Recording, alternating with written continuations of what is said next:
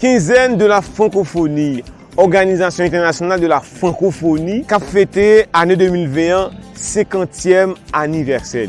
Donc, ils ont lancé quinzaine de la francophonie. Thème année ça, tout le monde se reconnaît, c'est la francophonie de l'avenir. Donc, c'est ça qu'ils prôné.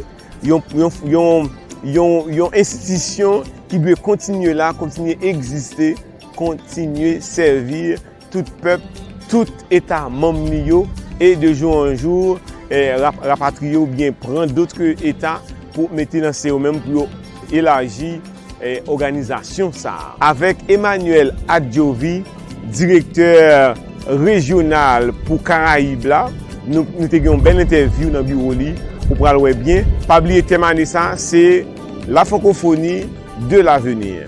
On nous suit l'interview ça.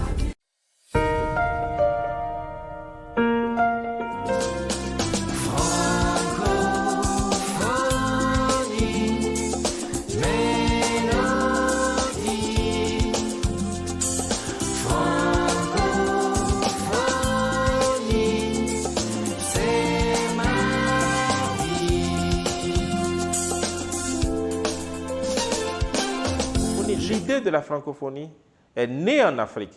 Nous avons, comme l'a dit Senghor, découvert dans les décombres du régime colonial la langue française.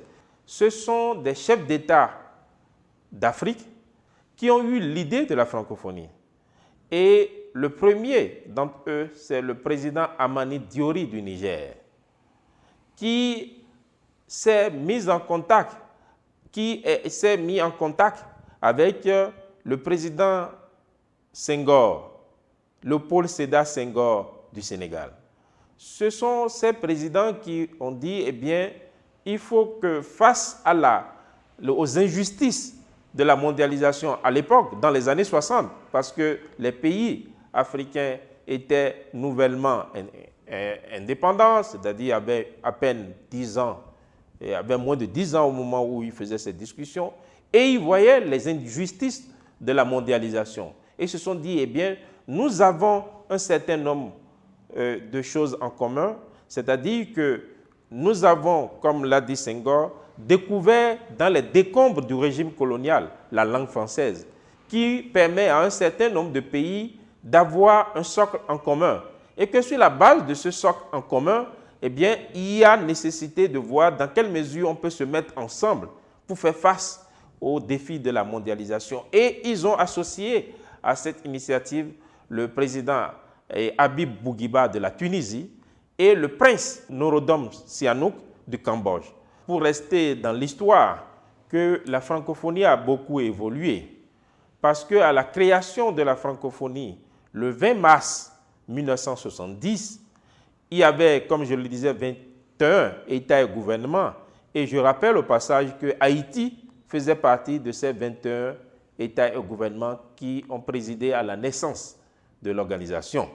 Et à la naissance de l'organisation, les chefs d'État et gouvernement et les ministres de la francophonie, les ministres qui avaient participé à cette rencontre de Niamey, au Niger, en Afrique, ces ministres ont assigné comme tâche à l'Agence de coopération culturelle et technique de travailler pour la promotion de la langue française et de la diversité culturelle et linguistique. L'ADN de notre organisation, il y a la promotion de la langue française et de la diversité culturelle et linguistique, je le rappelle. La francophonie travaille également à l'implantation des centres de lecture et d'animation culturelle dans le monde. Il y en a plus de 750 dans le monde.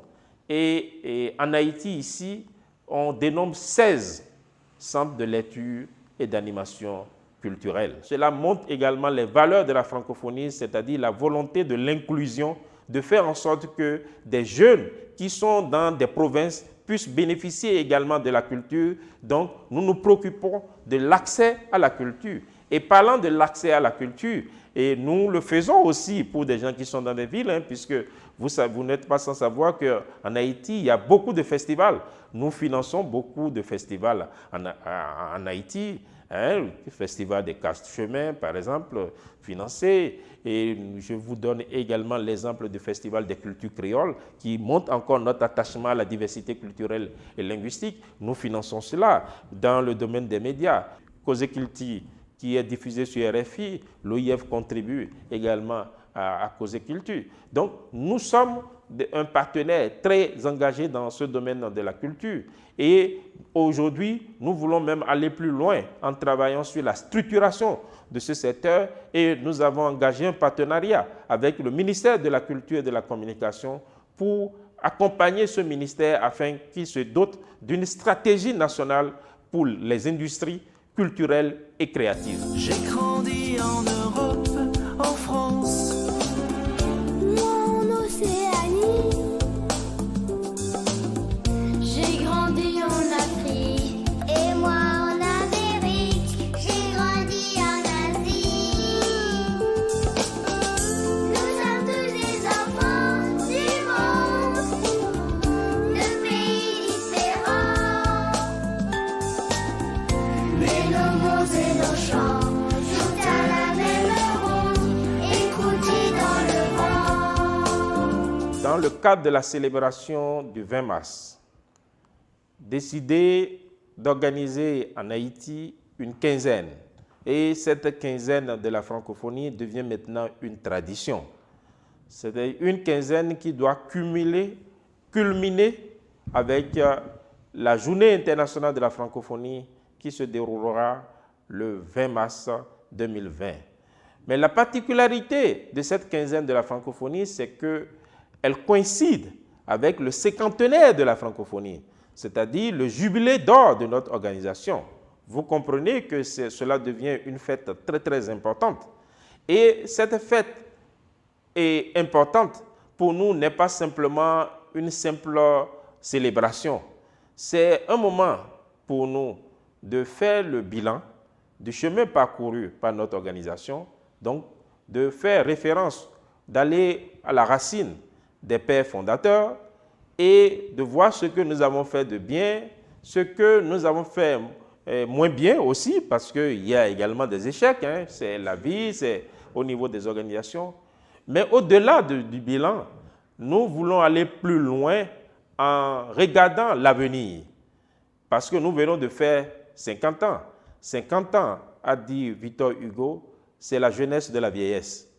Donc nous sommes au niveau à moitié jeunesse et moitié sagesse, pour parler comme un autre auteur. Et face à ces enjeux, notre secrétaire général a décidé que la célébration des 50 ans sera placée sous le thème « La francophonie de l'avenir ». Pourquoi la francophonie de l'avenir? Tout simplement parce que la francophonie est un enjeu d'avenir. C'est un enjeu d'avenir parce que nous nous rendons compte qu'avec le travail des experts, les études qui ont été réalisées, d'ici à 50 ans, donc d'ici à 2070, le nombre de francophones dans le monde passera de 300 millions à près de 800 millions de francophones, de locuteurs de francophones dans le monde, dont l'immense majorité seraient des jeunes.